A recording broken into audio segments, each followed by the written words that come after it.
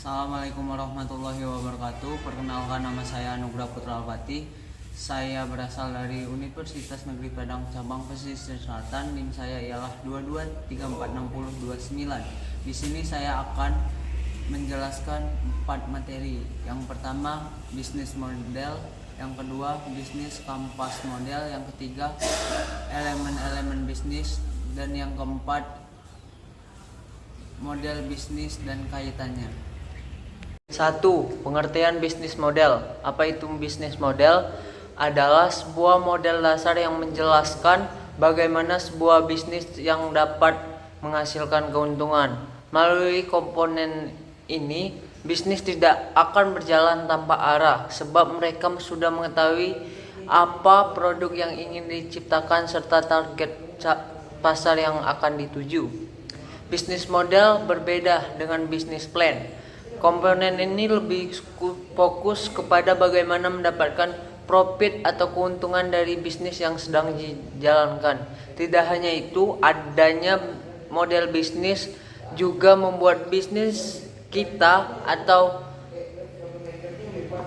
produsen berbeda dengan bisnis kompetitor.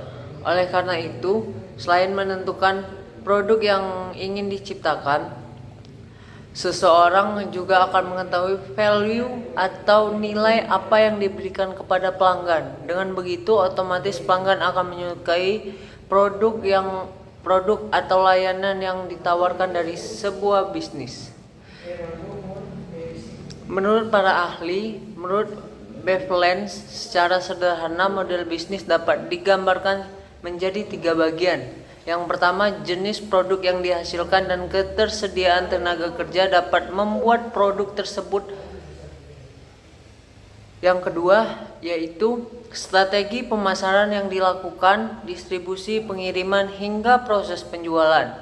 Dan yang terakhir atau yang ketiga, strategi harga yang digunakan serta metode pembayaran dari pelanggan. Dari penjelasan para ahli tersebut bisa disimpulkan bahwa bisnis model sangat penting oleh bisnis yang baru.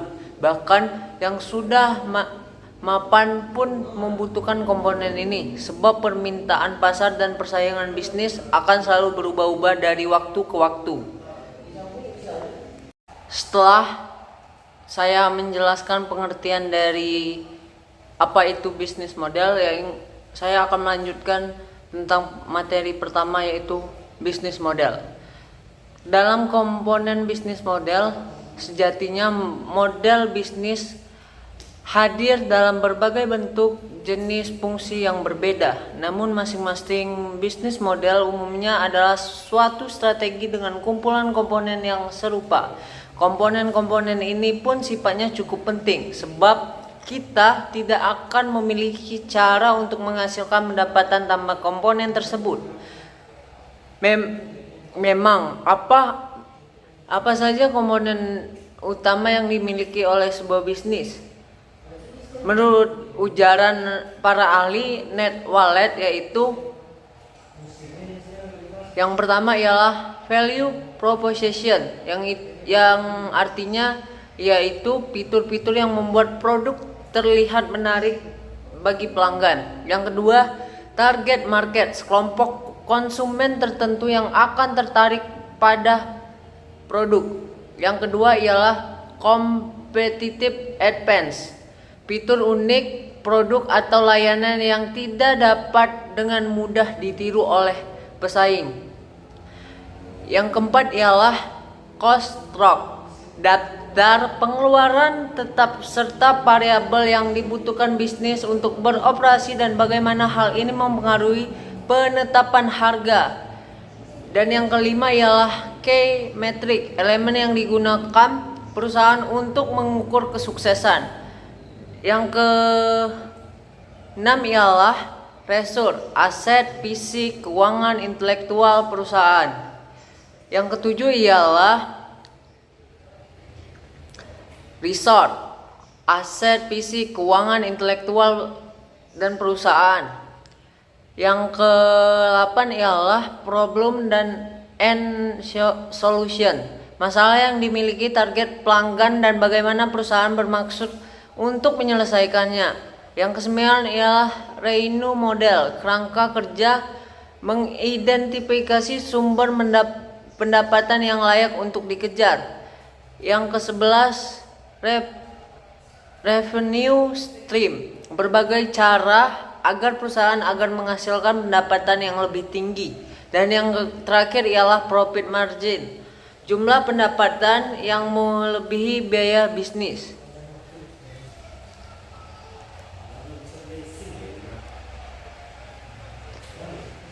Dan saya akan lanjut manfaat bisnis model itu.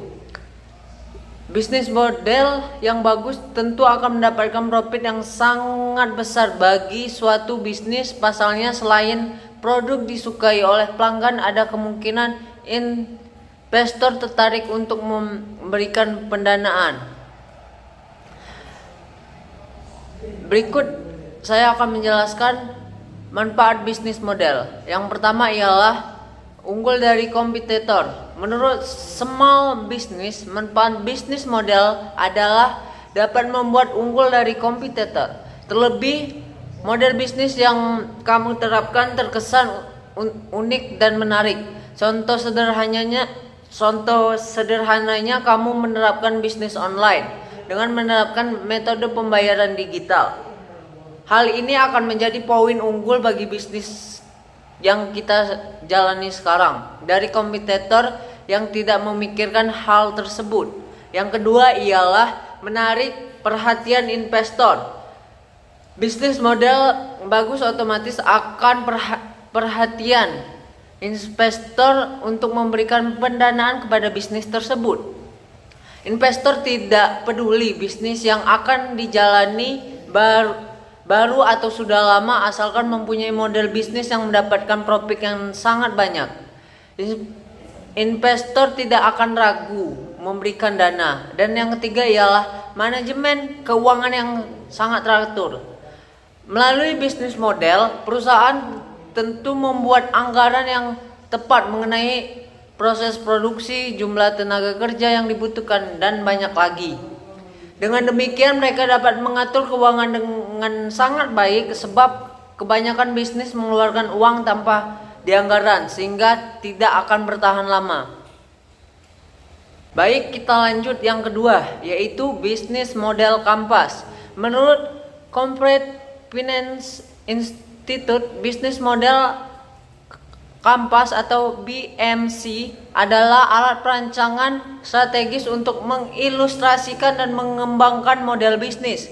BMC merupakan kerangka sederhana yang memudahkan kamu untuk menentukan kelanjutan dari ide bisnis. Selain itu, kamu juga dapat dengan melihat apakah ide bisnis menguntungkan dan layak untuk direalisasikan dengan cepat. Di sini saya akan menjelaskan 9 komponen utama yang digunakan dalam BMC.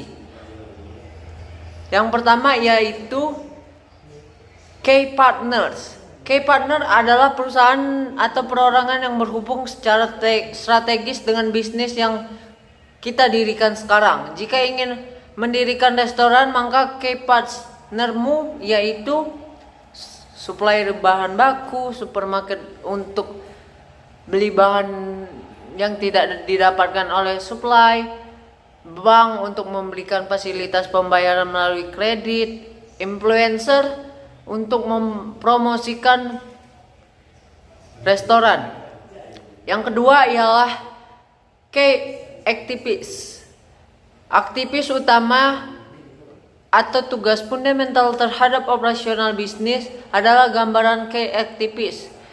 Masih ide bisnis restoran, maka contoh dari aktivitas utamanya yaitu membeli bahan baku terbaik, memasak makanan yang sangat sehat dan enak, memberikan pelayanan yang sangat hangat untuk konsumen, membuat suasana homemade sehingga unggul dari kompetitor. Yang ketiga ialah key resort. Masih mengutip Corporate Finance Institute, key resort adalah aset maupun sumber daya yang dibutuhkan untuk mengoperasikan dan memberikan value proposition ke dalam bisnis. Contohnya bisa mempertimbangkan lokasi yang tepat untuk resto, koki yang andal, peralatan yang bersih dan higienis, serta pelayanan yang sangat ramah sehingga konsumen akan kembali kepada kita. Dan yang keempat yaitu value proposition. Seperti penjelasan di atas, value proposition merupakan hal mendasar yang akan kamu tawarkan kepada konsumen. Maka nilai harus dapat membedakan dari kompetitor serta membuat bisnis lebih menarik dan konsumen kembali beli atau menggunakan jasa dari bisnismu. Misalnya restoran makanan Korea, sebagian besar menunya bercita rasa pedas serta makanan yang dipesan melalui aplikasi ojek online 24 jam, misalnya Grab, Gojek dan lain sebagainya. Yang kelima yaitu customer relationship. Customer relationship dapat diartikan sebagai berbagai macam interaksi kita dengan konsumen. Contohnya menawarkan potongan harga untuk konsumen untuk yang memesan lebih banyak dari yang kita inginkan. Yang kedua, promosi bebas tanpa nasi dan teh manis untuk pembelian di tempat. Promo customer dengan berhadiah berupa diskon menu tertentu atau merchandise restomu. Yang keenam ialah channels. Ada berbagai macam struktur maupun metode yang kita gunakan untuk menyampaikan keunggulan atau value proposition bisnis kepada konsumen. Contohnya channel adalah promo building, makanan atau diskon besar melalui aplikasi ojek online yaitu Grab, Gojek, Maxim dan banyak lainnya. Yang ketujuh ialah customer segment, yaitu merupakan berbagai tipe konsumen yang jadi target bisnismu. Sebagai contoh, restoran makanan Korea pastinya juga punya target atau segmentasi konsumen berupa penggemar drama Korea atau budaya Korea. Yang ke-8 ialah cost structure. Dalam melalui usaha baru, biaya perlu pertimbangan sangat utama. Cost structure berkaitan dengan cara perusahaan untuk mengalokasikan dananya untuk operasional. Bisnis berorientasi cost driven akan berusaha melakukan efisiensi untuk mengurangi cost. Sedangkan bisnis berorientasi value driven akan fokus menciptakan nilai kepada pelanggan. Beberapa contoh cost structure adalah biaya promosi menggunakan influencer, gaji karyawan, tarif listrik, dan sewa gedung. Dan yang terakhir saya akan menjelaskan revenue stream. Revenue stream adalah sebuah pendapatan pada cash flow bisnis. Contoh sederhananya saya akan jelaskan pendapatan dari pembelian makanan dan minuman, ragam menu lain, dan juga spesial merchandise kita. 9 komponen building blocks ini dapat memudahkan melihat secara keseluruhan ide bisnis diwujudkan. Yang keempat ialah model kanvas dan kaitannya. Terdiri menjadi 4 bagian. Yang pertama, Perancis. Sebagian besar dari kita mungkin sudah tidak asing lagi dengan bisnis model yang satu ini. Model bisnis ini biasanya dikenal dengan sebutan waralaba atau Perancis kebanyakan digunakan oleh bisnis restoran tetapi tidak jarang digunakan oleh industri juga. Konsep dari model ini adalah ketika ada seseorang ingin memulai bisnis, tidak perlu membuat bisnis sendiri dari awal. Cukup menggunakan model yang sudah dari plan tertentu. Kemungkinan membayar uang kompensasi kerjasama. Salah satu restoran terkenal yang menggunakan model ini adalah McDonald. Yang kedua ialah marketplace. Di era digital sekarang, marketplace juga menjadi salah satu model bisnis yang sangat terkenal. Marketplace adalah bisnis model yang mempertemukan antara penjual dan pembeli secara online dan biasanya menggunakan situs web atau aplikasi. Model bisnis ini bisa mendapatkan keuntungan dari berbagai sumber pemasukan termasuk dari transaksi yang dilakukan. Saat ini ada beberapa marketplace yang terkenal seperti Tokopedia, Bukalapak, Shopee, dan banyak lainnya. Yang ketiga ialah dropship. Jenis model ini juga mengandalkan online dalam aktivitasnya. Ketika menerapkan dropship, kita tidak perlu membuat toko offline. Biasanya orang yang menjalankan jenis bisnis ini disebut dropshipper. Sebagaimana dropshipper, kita menjual barang kepada konsumen melalui toko online, tetapi produk tersebut datang dari pihak lain. Dropship dinilai keuntungan relatif kecil karena pendapatnya dihitung selisih modal untuk membeli produk dan harga yang diberikan kepada konsumen. Dan yang terakhir ialah subscription. Bisnis model ini menerapkan bisnis di mana pelanggan akan dikenakan biaya berlangganan untuk mendapatkan akses layanan tersebut. Waktu layanan pun bermacam-macam.